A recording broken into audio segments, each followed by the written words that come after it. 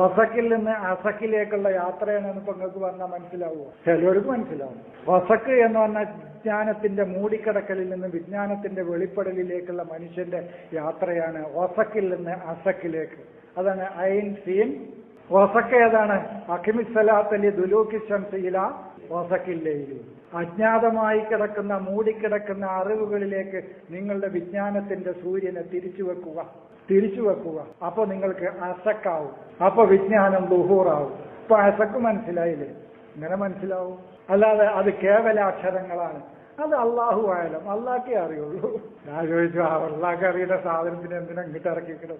അത് അവിടെ തന്നെ വെച്ചാ പോലെ. ആ ലൗഹ മഹ്ഫൂദിൽ ഇരുന്നോട്ടെ. അതാണ് ഹാ മീം ഐൻ സീൻ അസക്ക. വസക്കിൽ നിന്ന് അസക്കിലേക്ക്. വസക്ക എന്ന് പറഞ്ഞാൽ നമുക്ക് അജ്ഞാതമായി കിടക്കുന്ന മൂടിക്കിടക്കുന്ന അറിവുകൾ. അതാണ് വസക്ക്. ലൈല് എന്ന് പറഞ്ഞാൽ നമുക്ക് അറിയാത്ത അറിവുകൾ, അജ്ഞാതമായി കിടക്കുന്ന അറിവുകൾ. അപ്പൊ നമുക്ക് അജ്ഞാതമായി കിടക്കുന്ന അറിവുകളിലേക്കും നമുക്ക് ഹഫിയായി മൂടിക്കിടക്കുന്ന അറിവുകളിലേക്കും നിങ്ങളുടെ ശംസിനെ, നിങ്ങളുടെ അറിവിന്റെ സൂര്യനെ തിരിച്ചു വെക്കുക. അഖിമിസ്സലാത്തല്ലി ദുലൂക്കി ശംസില വസക്കില്ലയില്. അപ്പൊ നിങ്ങൾക്ക് ഖുർആനുൽ ഫജ്രി, അറിവിന്റെ ഒരു ഖുർആൻ നിങ്ങളിൽ നിന്ന് ഉദിക്കും. യാഥാർത്ഥ്യങ്ങളുടെ പുലരി നിങ്ങൾക്കുണ്ടാവും. അപ്പൊ യാഥാർത്ഥ്യങ്ങളുടെ പുലരി ഉണ്ടാവും. നിങ്ങൾ ആകാശത്തെ സൂര്യനെ തിരിച്ചാ നിന്നോളിങ്ങള്. അതല്ല ശംസ് എന്ന് പറഞ്ഞതാണ് വശംസി വളുഹാഹ. അതാ ഞാൻ പറഞ്ഞത്. ജ്ഞാനത്തിന്റെ സൂര്യൻ നിങ്ങൾക്ക് വെളിപ്പെടുക എന്നാണ്.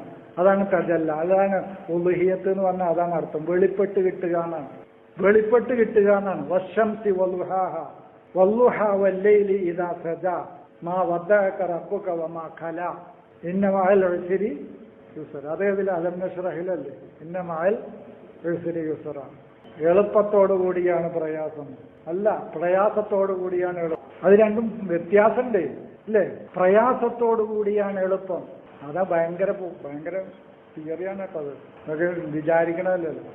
ലോകത്ത് വന്ന എളുപ്പങ്ങളൊക്കെ കഠിനാധ്വാനത്തിലൂടെയും പരിശ്രമത്തിലൂടെയും ലോകത്ത് നടക്കുള്ളൂ എന്നാണ് ആ പറഞ്ഞത്. കുടി കുത്തിരുന്ന ഒന്നും നടക്കൂല, ഈ കുമ്പിട്ട് നീർന്ന ഒന്നും നടക്കൂല എന്നാ പറയുന്നതേ. ഈ പച്ച മലയാളത്തിൽ അള്ള പറഞ്ഞു തരുന്നതാണ്. നിങ്ങൾക്ക് ജീവിതത്തിൽ എളുപ്പങ്ങൾ വേണോ? കഠിനാധ്വാനങ്ങൾ ചെയ്യൂ, പരിശ്രമിക്കൂ, നിരന്തരമായ പ്രതിസന്ധികളെയും പ്രയാസങ്ങളെയും തരണം ചെയ്ത് മുന്നോട്ട് പോകൂ. എങ്കിൽ നിങ്ങൾക്ക് യുസറിലെത്താം. അതാണ് മൈസർ. ഇന്നമൽ ഖംറു വൽ മൈസിറു വൽ അൻസാബു വൽ അസ്ലാമു റിജ്സും മിൻ അമലി ശൈത്താൻ എന്ന് പറഞ്ഞതാണ്. അല്ലാതെ മൈസർ എന്ന് പറഞ്ഞാൽ ചൂതാട്ടം എന്നല്ല. എളുപ്പത്തിൽ സംഗതി നടക്കണം എന്ന് പറഞ്ഞാൽ ശൈത്താന്റെ പണിയാണ് അത് എന്നാണ്. ഇതിന് എളുപ്പവിദ്യ ഇല്ല എന്നാണ് ആ പറയുന്നത്. അതാണ് മൈസർ. ഇന്ന മഅൽ ഉസ്രി യുസ്റ. അല്ലാതെ മൈസറിനെ ഉള്ള ചൂതാട്ടം കിട്ടിയത്.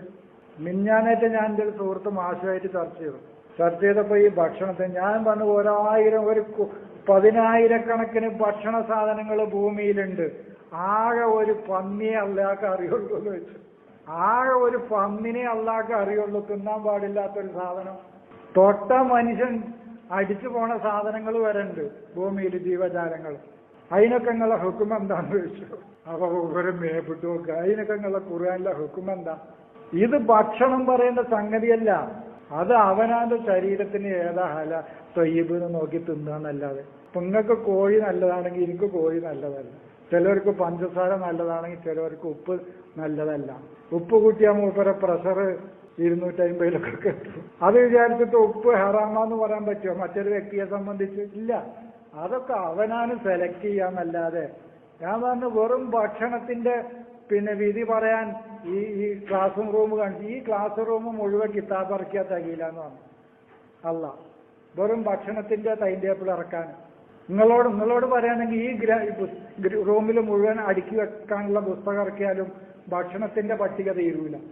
അത്ര 1000 കോടിക്കണക്കിന് ജീവജാലങ്ങളല്ലേ ഭൂമിയിൽ. അതൊക്കെ പാടെ എണ്ണി പറഞ്ഞത് ഇന്ന തിന്നണ്ടാന്ന് പട്ടിക ഇറക്കാൻ തന്നാല് കിതാബ് എത്ര തീരുമോ? എന്നിട്ട് അള്ളാഹ്ക്ക് ഈ ഭൂമിയിൽ ആ ഒരു സാധനത്തിനോടെ ദേഷ്യമുള്ളൂ, പന്നിയിറച്ചി തിന്നരുത്.